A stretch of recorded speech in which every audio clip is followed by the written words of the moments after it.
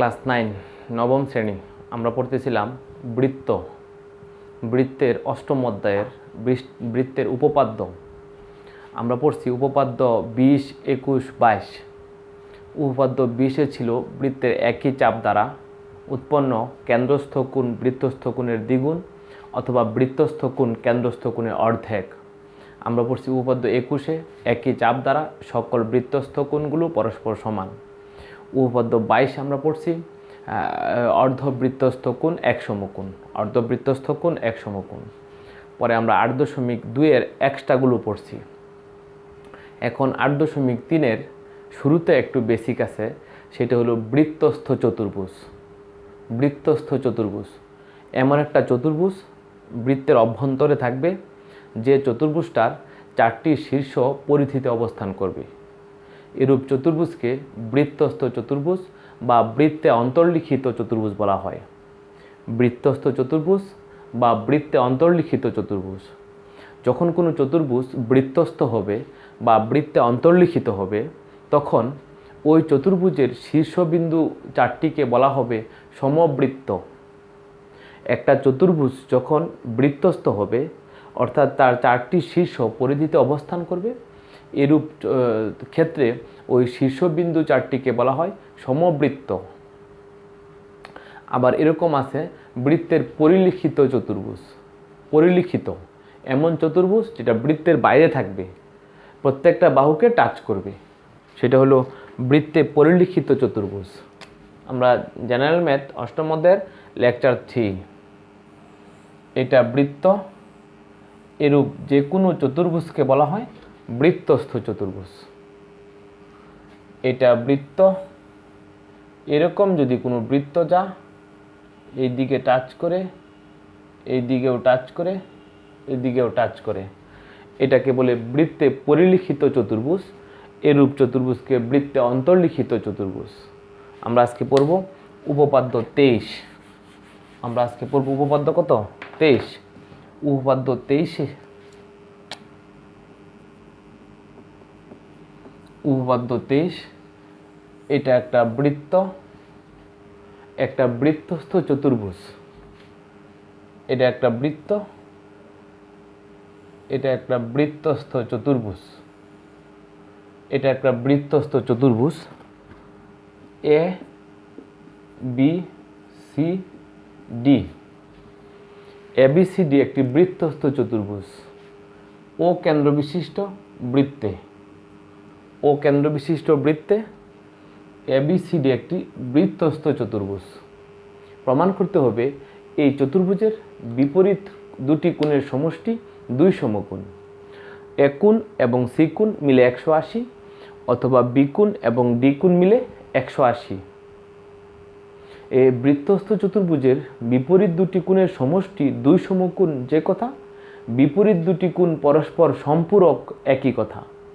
সম্পূরক মানে দুটি কোণের সমষ্টি 180 হলেই তো একটি অপরটি সম্পূরক।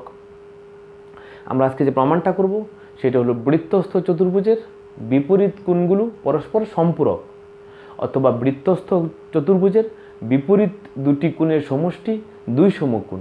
বিপরীত দুটি কোণের সমষ্টি 2 সমকোণ। তাহলে বিশেষ নির্বাচন মনে করি ও কেন্দ্র বিশিষ্ট বৃত্তে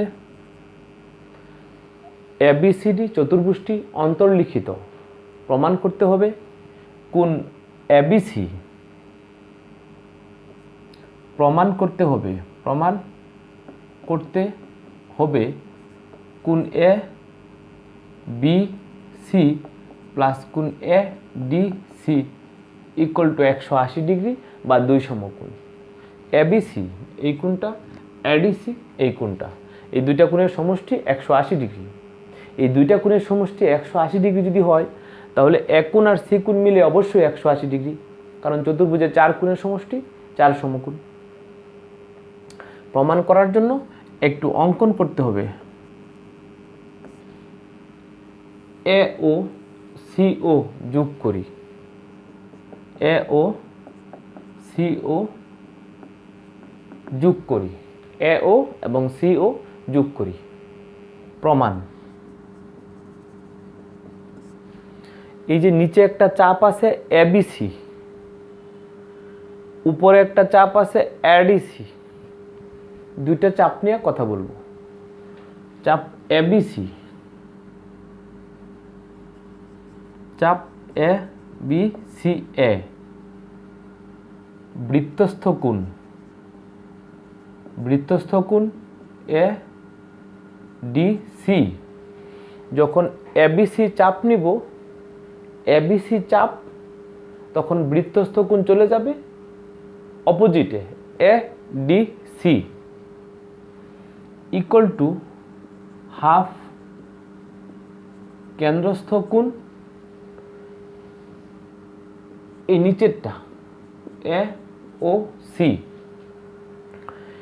চাপ এবিসি, চাপ এবিসি, এই চাপে বৃত্তস্থ কোণ এ ডি সি, উপরেরটা বিপরীতে।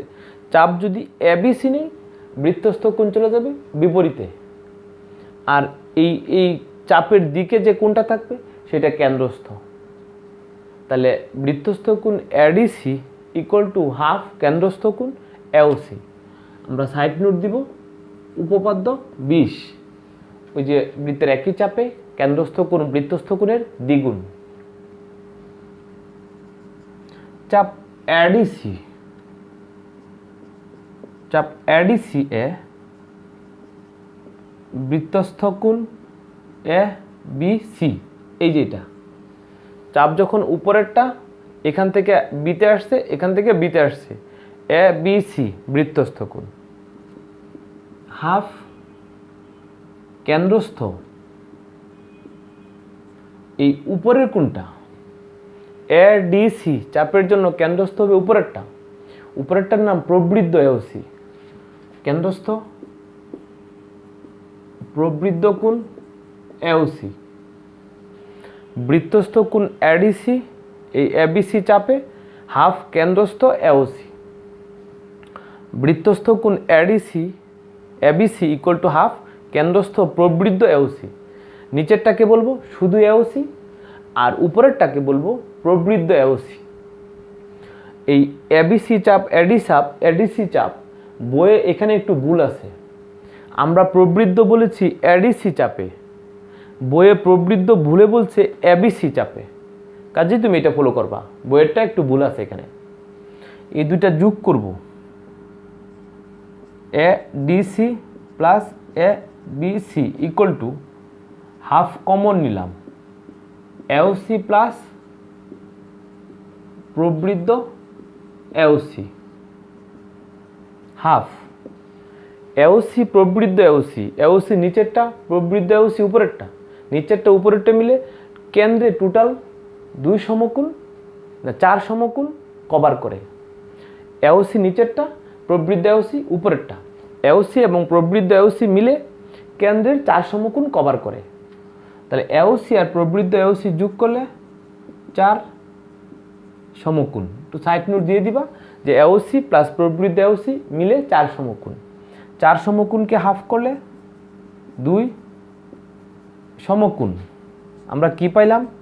এডিসি প্লাস কোণ এবিসি ইকুয়াল টু 2 সমকোণ। বইয়ে এটা একটু বড় করে লিখছে। তাহলে অনুরূপভাবে লেখা যায় কোণ বিএসি, কোণ বিএসি প্লাস কোণ বিএডি, কোণ বিএডি প্লাস কোণ বিসিডি ইকুয়াল টু 2 সমকোণ বা 180 ডিগ্রি। আমরা আজকে প্রমাণ করলাম বৃত্তে অন্তর্লিখিত যে কোনো চতুর্ভুজের বিপরীত কোণগুলোর সমষ্টি 2 সমকোণ বা বিপরীত কোণগুলো পরস্পর সম্পূরক। আমি চাপ নিছি প্রথমে এবিসি, পরে নিছি এডিসি। তুমি প্রথমে যদি এডিসি চাপ নেও, পরে এবিসি চাপ, কোনো অসুবিধা নেই। তবে খেয়াল রাখবা, যে চাপ নিয়ে কথা বলবা চাপের বিপরীত দিকে থাকবে তার বৃত্তস্থ কোণ, আর ওই চাপের দিকে থাকবে কেন্দ্রস্থ কোণ। যে চাপ নিয়ে কথা বলবা চাপের বিপরীতে চলে যাবে বৃত্তস্থ কোণ, আর চাপের দিকে থাকবে কেন্দ্রস্থ কোণ। এখানে 2টা কেন্দ্রস্থ কোণ, একটা এওসি আর একটা উপরের যেটা 2 সমকোণের চেয়ে বড়, 4 সমকোণের চেয়ে ছোট, সেটা প্রবৃদ্ধ এওসি। 2টা শর্ত প্রয়োগ করে যোগ করলেই প্রমাণটা হয়ে যাবে। ক্লিয়ার? আমরা শিখলাম যে কোনো বৃত্তস্থ চতুর্ভুজে বিপরীত দুটি কোণের সমষ্টি 2 সমকোণ। বিপরীত দুটি কোণের সমষ্টি কত? 2 সমকোণ। আমরা দেখব উপপাদ্য 24। উপপাদ্য 24। উপপাদ্য 23-এ আমরা শিখলাম কোনো বৃত্তস্থ চতুর্ভুজের বিপরীত কোণগুলোর সমষ্টি 2 সমকোণ। উপপাদ্য 23 হলো এর উল্টাটা। কোনো একটি চতুর্ভুজে, বৃত্তস্থ না, কোনো একটি চতুর্ভুজে যদি বিপরীত কোণগুলোর সমষ্টি 2 সমকোণ হয় তাহলে চতুর্ভুজটি বৃত্তস্থ। যে কোনো একটি চতুর্ভুজের বিপরীত কোণগুলো পরস্পর সম্পূরক হলে, দ্যাট মিন্স বিপরীত কোণগুলোর সমষ্টি 2 সমকোণ হলে ওই চতুর্ভুজটি বৃত্তস্থ। চতুর্ভুজটি বৃত্তস্থ মানে ওই চতুর্ভুজের 4টি শীর্ষ একই বৃত্তের পরিধিতে অবস্থিত। চতুর্ভুজটি বৃত্তস্থ মানে ওই চতুর্ভুজের 4টি শীর্ষবিন্দুগুলো সমবৃত্ত, মানে একই বৃত্তের পরিধিতে অবস্থিত। খেয়াল করো,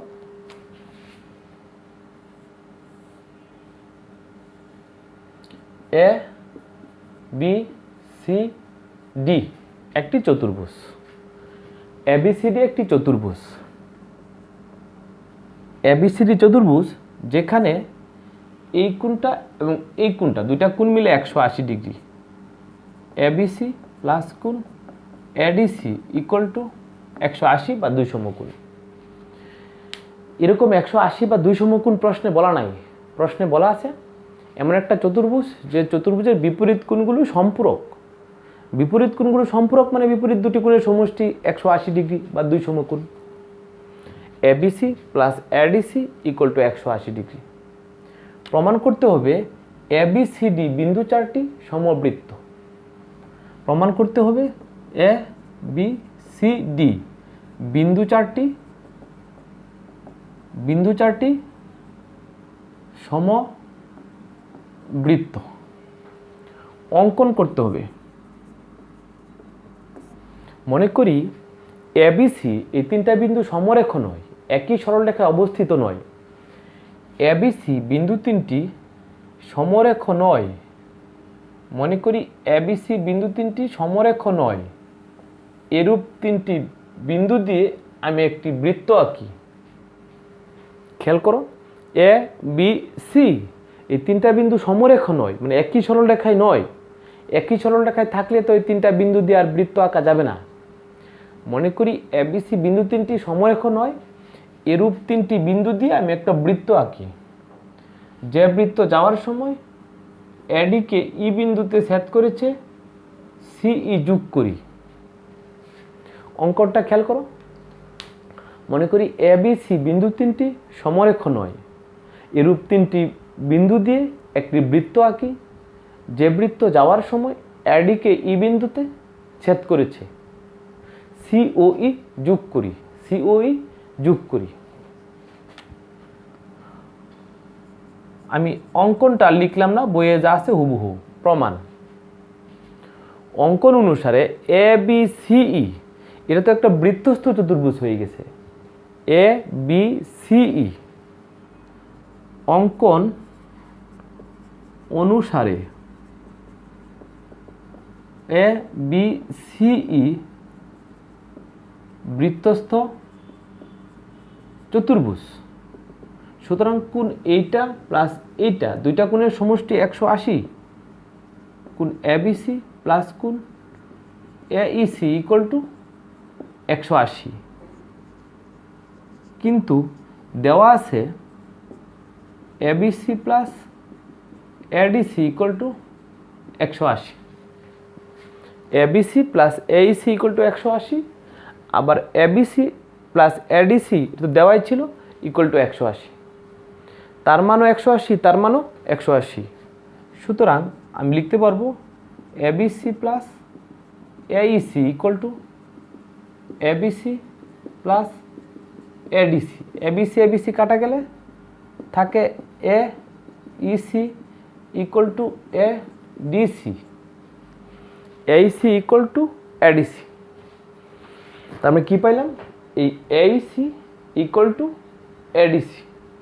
কিন্তু ইহা অসম্ভব, কিন্তু তা অসম্ভব। কারণ কারণ এই ত্রিভুজ CDE ত্রিভুজ CDE এই ত্রিভুজে এটা তো বহিস্থ কোণ, কারণ ত্রিভুজ CDE এটা কি কোণ? বহিস্থ কোণ। অন্তস্থ বিপরীত কোণের প্রত্যেকটি অপেক্ষা বড়। এখানে পায়ে ফেলছি বহিস্থ কোণ অন্তস্থ বিপরীত কোণের সাথে সমান, এই কারণে লিখছি এটা অসম্ভব। আমরা জানি ত্রিভুজের বহিস্থ কোণ অন্তস্থ বিপরীত কোণের প্রত্যেকটি অপেক্ষা বড়। এখানে কি পাইছি? AC = ADC, এই কারণে লিখছি ইহা অসম্ভব। কেন অসম্ভব লিখে দিতে হবে, কারণ ত্রিভুজ CDE বহিস্থ কোণ AEC is greater than কোণ EDC। বহিস্থ কোণ AEC is greater than ADC। Side note দিয়ে দিবা, কোন ত্রিভুজের বহিস্থ কোণ অন্তস্থ বিপরীত কোণের প্রত্যেকটি অপেক্ষা বড়, এটা অসম্ভব। কাজেই ডি ও ই বিন্দু আলাদা হতে পারে না। কাজেই ডি ও ই বিন্দু আলাদা হতে পারে না। ই বিন্দু ডি বিন্দুর সাথে মিলে যাবে। ই বিন্দু ডি বিন্দুর সাথে মিলে যাবে। ই বিন্দুটা ডি বিন্দুর সাথে মিলে যাবে। যখনই ডি বিন্দুটা ই বিন্দুর সাথে মিলে যাবে তখন আমি বলতে পারবো এ বি সি ডি, ই না হয়ে তখন ডি হবে। এ বি সি ডি বিন্দু চারটি সমবৃত্ত। সুতরাং এ বি সি ডি বিন্দু চারটি সমবৃত্ত। ABCD বিন্দু চারটি সমবৃত্ত বা ABCD চতুর্ভুজটি বৃত্তস্থ। আমরা উপপাদ্য 23-এ পড়ছিলাম কোনো বৃত্তস্থ চতুর্ভুজের বিপরীত কোণগুলোর সমষ্টি দুই সমকোণ বা বিপরীত কোণগুলো পরস্পর সম্পূরক। এর উল্টা উপপাদ্য 24-এ পড়লাম কোনো চতুর্ভুজের বিপরীত কোণগুলো সম্পূরক হলে ওই চতুর্ভুজটি বৃত্তস্থ বা ওই চতুর্ভুজের শীর্ষবিন্দু চারটি সমবৃত্ত। দুইটা উপপাদ্য আমরা পড়লাম, উপপাদ্য 23 এবং 24। উপপাদ্য 23 এবং 24। এখন আমরা এক্সট্রা পড়ব 8.3-এর 1 নাম্বার এক্সট্রা। 8.3-এর 1 number extra. এটা একটা ত্রিভুজ এ বি সি, একটা ত্রিভুজ। এটাকে বাড়াইছি ই পর্যন্ত, এটাকে বাড়াইছি এফ পর্যন্ত। এবিসি একটা ত্রিভুজ। বি কোণের সমদ্বিখণ্ডক বিপি, সি কোণের সমদ্বিখণ্ডক সিপি। এই বি কোণের সমদ্বিখণ্ডক এবং সি কোণের সমদ্বিখণ্ডক মানে এই কোণটা আর এই কোণটা সমান, এই কোণটা সমান। আবার বি কোণের বহির্দ্বিখণ্ডক সি কোণের বহির্দ্বিখণ্ডক কিউ বিন্দুতে মিলিত হয়েছে। এখানে এই দুইটা কোণ সমান, এই দুইটা কোণ সমান। প্রশ্নটা খেয়াল করো, এবিসি ত্রিভুজে বি কোণ এবং সি কোণের অন্তর্দ্বিখণ্ডকদ্বয় ত্রিভুজের অভ্যন্তরে পি বিন্দুতে মিলেছে। আবার বি কোণ এবং সি কোণের বহির্দ্বিখণ্ডকদ্বয় ত্রিভুজের বাইরে কিউ বিন্দুতে মিলেছে। প্রমাণ করব পি বি কিউ সি বিন্দু চারটি সমবৃত্ত। প্রমাণ করব পি বি কিউ সি বিন্দু চারটি সমবৃত্ত। বিন্দু চারটি সমবৃত্ত মানে পি বি কিউ সি চতুর্ভুজটি বৃত্তস্থ। একটা চতুর্ভুজ কখন বৃত্তস্থ হয়? যখন ওই চতুর্ভুজের বিপরীত কোণগুলোর সমষ্টি দুই সমকোণ হয়ে যাবে, তখনই চতুর্ভুজটি হয়ে যাবে বৃত্তস্থ। আর তখনই পি বি কিউ সি বিন্দু চারটি হবে সমবৃত্ত। আমি প্রমাণ করব পি কোণ অথবা কিউ কোণ মিলে 180, অথবা বি কোণ এবং সি কোণ দুইটা মিলে 2 সমকোণ। তাহলে পি বি কিউ সি চতুর্ভুজটি হয়ে যাবে বৃত্তস্থ। আর চতুর্ভুজটি যখন বৃত্তস্থ হয়ে যাবে তখনই আমি বলতে পারবো পি বি কিউ সি বিন্দু চারটি সমবৃত্ত। বিশেষ নির্বাচন আমি লিখলাম না, মনে করি এবিসি ত্রিভুজে বি কোণ এবং সি কোণের অন্তর্দ্বিখণ্ডক দ্বয় পি বিন্দুতে এবং বহির্দ্বিখণ্ডক দ্বয় কিউ বিন্দুতে মিলিত হয়েছে। প্রমাণ করতে হবে যে পি বি কিউ সি বিন্দু চারটি সমবৃত্ত। প্রমাণে চলে গেলাম।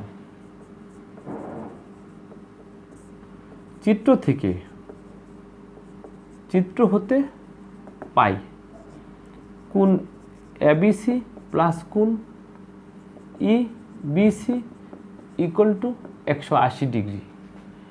এই যে এটার নাম এবিসি, এটার নাম ইবিসি। এবিসি এবং ইবিসি মিলে সরল কোণ তৈরি হয়, সরল কোণ তৈরি হয় বলে এটা 180। এবিসি আর ইবিসি এই দুইটা কোণ মিলে দুইটা সন্নিহিত কোণ, এই দুইটা কোণ মিলে সরল কোণ তৈরি হয়। এই কারণেই দুটি কোণের সমষ্টি 180 ডিগ্রি, বা half ABC plus half EBC equal to 90। Half করলাম সবাইকে, half ABC half EBC equal to 180কে হাফ করলে 90 হয়ে গেছে।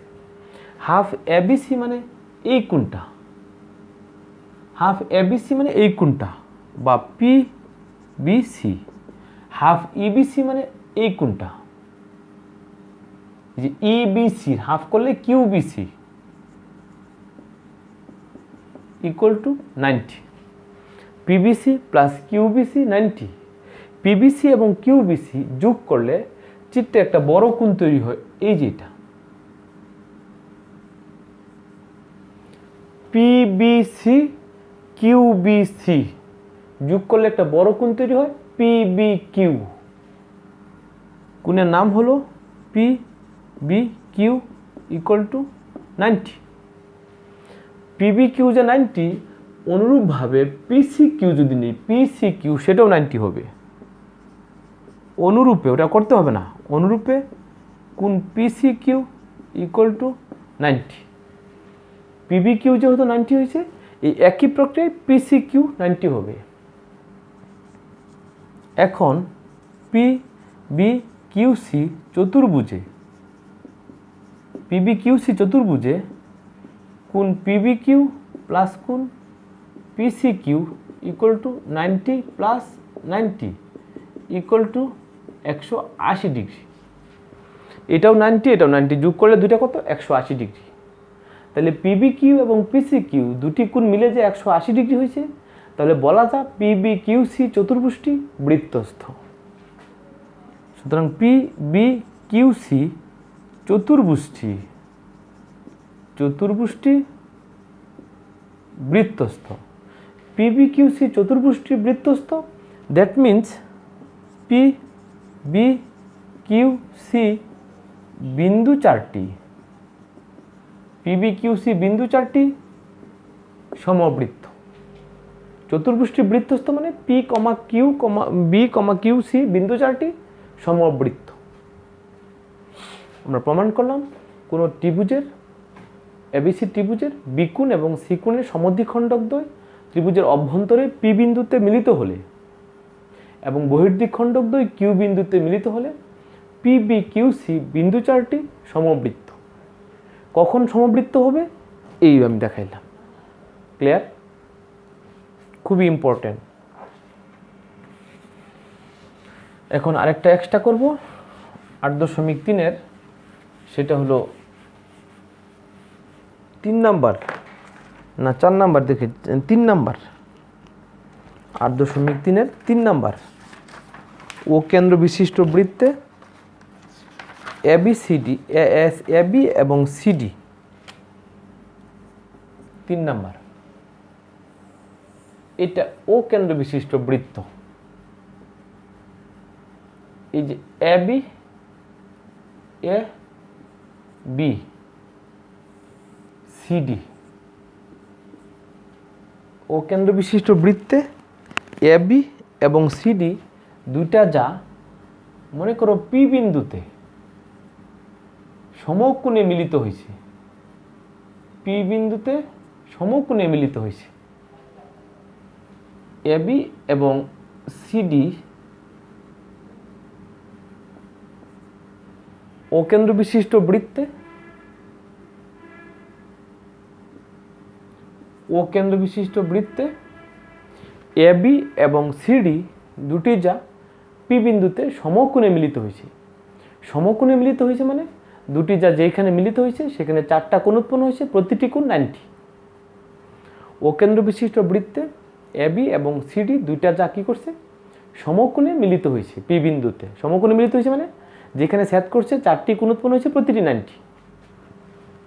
প্রমাণ করতে হবে AOD plus BOC, AOD plus BOC equal to 180 degree. AOD plus BOC equal to 180 degree. প্রমাণ করার জন্য আমাদের কতগুলো যোগ করতে হবে। ও এ, ও বি, ও সি, ও ডি, 4টা যোগ করলাম। ও এ, ও বি, ও সি, ও ডি, এবং আরেকটা যোগ করতে হবে বিডি। এ ও, বি ও, সি ও, ডি ও, আরেকটা হলো বিডি। এগুলো যোগ করি, কি করি, যোগ করি। এ ও, বি ও, সি ও, ডি ও, আর একটা বিডি, 5টা যোগ করলাম, 5টা যোগ করলাম প্রমাণের স্বার্থে। এই এওডি পাওয়ার জন্য চাপ অ্যাডি, এওডি পাওয়ার জন্য চাপ কি নিব, অ্যাডি। অ্যাডি চাপে এইটা কেন্দ্রস্থ আর এ বি ডি এইটা বৃত্তস্থ। খেয়াল করো বিষয়টা, চাপ নিলাম এডি, এডি চাপে এ ও ডি ওটা কেন্দ্রস্থ আর এ বি ডি ওইটা বৃত্তস্থ। অর্থাৎ এডি চাপ নিয়ে যখন কথা বলবা, এক প্রান্তে এ থাকবে আরেক প্রান্তে ডি থাকবে, হোক বৃত্তস্থ হোক কেন্দ্রস্থ। যে চাপ নিবা চাপের দুই প্রান্তের যে অক্ষরটা এডি, কেন্দ্রস্থ হোক বৃত্তস্থ হোক, দুই প্রান্তে এ এবং আরেক প্রান্তে ডি থাকতে হবে। এই যে এ বি ডি এডি চাপ দ্বারা, তাহলে এডি চাপ দ্বারা কেন্দ্রস্থ কোণ, কেন্দ্রস্থ কোণ এ ও ডি ইকুয়াল টু 2, বৃত্তস্থ কোণ 2 বৃত্তস্থ কোণ A B D, A B D. আবার চাপ বিসি, বিসি চাপ, বিসি কেন, আমরা বি ও সি পাবো। এই যে কেন্দ্রস্থ বি ও সি, বৃত্তস্থ বিডিসি, এই যে বৃত্তস্থ বিডিসি, এক প্রান্তে বি আর এক প্রান্তে সি। আমি লিখতে পারি কেন্দ্রস্থ কোণ বিওসি ইকুয়াল টু 2 বৃত্তস্থ কোণ বিডিসি, কেন্দ্রস্থ কোণ এওডি ইকুয়াল টু বৃত্তস্থ এবিডি, আবার কেন্দ্রস্থ কোণ বিওসি ইকুয়াল টু 2 বৃত্তস্থ বিডিসি। উভয় ক্ষেত্রে সাইড নোট দিতে হবে উপপাদ্য 20। উপপাদ্য 20 পরীক্ষায় লেখা যাবে না, লিখতে হবে একই চাপে কেন্দ্রস্থ কোণ বৃত্তস্থ কোণের দ্বিগুণ। যোগ করব আমরা AOD plus BOC equal to 2 common নিলাম গা, এ বি ডি প্লাস কোণ B D C, 2 A B D. এই কোণের বাহুগুলোকে একটু খাটো করে বলবো পি ধরে, এ বি ডি না বলে বলবো P B D, P B D. BDC, BDC না বলে বলবো বিডিপি, বিডিপি ইকুয়াল টু 2। এখন খেয়াল করো এই যে ত্রিভুজটা পি বি ডি, এই ত্রিভুজটার মধ্যে এই যে ত্রিভুজটা একটু বর্ডার করে দিলাম, মোটা করে দিলাম বোঝার জন্য। এই কোণটা কত, 90, পি না বি পি ডি 90। একটা ত্রিভুজে একটা কোণ 90 হলে অপর যে দুটি কোণ, এই দুটি কোণের সমষ্টি কত, 90। তাহলে সাইড নোট দিব ত্রিভুজ পি বি ডি এ কোণ বিপিডি সমান সমান 90। কোণ বিপিডি 90 হলে কোণ পিবিডি প্লাস কোণ বিডিপি ইকুয়াল টু 90। একটা ত্রিভুজের একটা কোণ 90 হলে এই পি বিন্দুতে কোণটা 90, তাহলে অপর যে দুটি সূক্ষ্মকোণ তাদের সমষ্টি 90। এই যে দুইটা কোণের সমষ্টি 90, 2 ইন্টু 90 মানে 180 ডিগ্রি। যে কথা, দুই সমকোণ একই কথা, AOD plus BOC equal to 180 degree. এই বৃত্ত অধ্যায়ের সবগুলো উপপাদ্যের একই স্টাইল, সবগুলো এক্সট্রা প্রমাণের একই স্টাইল। সেই চাপ নেওয়া কেন্দ্রস্থ বৃত্তস্থ, পরে সেই চাপ নেওয়া কেন্দ্রস্থ বৃত্তস্থ, পরে যোগ করলেই প্রমাণ হয়ে যায়। সকল এক্সট্রাতে প্রায় অনেকটা একই সিস্টেম। প্রথমে চিত্রটা হিজিবিজি মনে করা যাবে না। এসি না এবি আর সিডি দুটি যা সেট করাইলাম, পরে ওর সাথে চারটা যুগ, ও এ, ও বি, ও সি, ও ডি, আরেকটা যুগ বিডি। এওডি পাওয়ার জন্য এডি চাপ নিয়ে কথা বলবো, মানে এডি চাপে কে কেন্দ্রস্থ কে বৃত্তস্থ সেটা তোমাকে বুঝতে হবে। পরে বিওসি পাওয়ার জন্য বিসি চাপ নিয়ে কথা বলবো, কেন্দ্রস্থ বৃত্তস্থ। অর্ধেক দ্বিগুণের শর্ত প্রয়োগ করলাম, পরে যোগ করলেই প্রমাণটা হয়ে গেল। একটা সাইড নোট দিছি, বর্ডার করা পিবিডি ত্রিভুজে পি বিন্দুতে কোণটা 90, পি বিন্দুতে কোণটা 90 হলে অপর যে দুটি সূক্ষ্মকোণ তাদের সমষ্টি 90, 90-র সাথে 2 গুণ করলে 180, প্রমাণিত। আমরা লেকচার 3-তে 8.3-এর দুইটা উপপাদ্য পড়লাম, 23 এবং 24, আর দুইটা এক্সট্রা পড়লাম ছোট ছোট এবং সহজ এক্সট্রা, 1 নাম্বার এবং 3 নাম্বার। আর বাকি এক্সট্রাগুলো আর দুইটা অনুসিদ্ধান্ত আছে, এগুলো আমরা পরবর্তী লেকচারে পড়ব। ওকে, থ্যাংক ইউ ভেরি মাচ।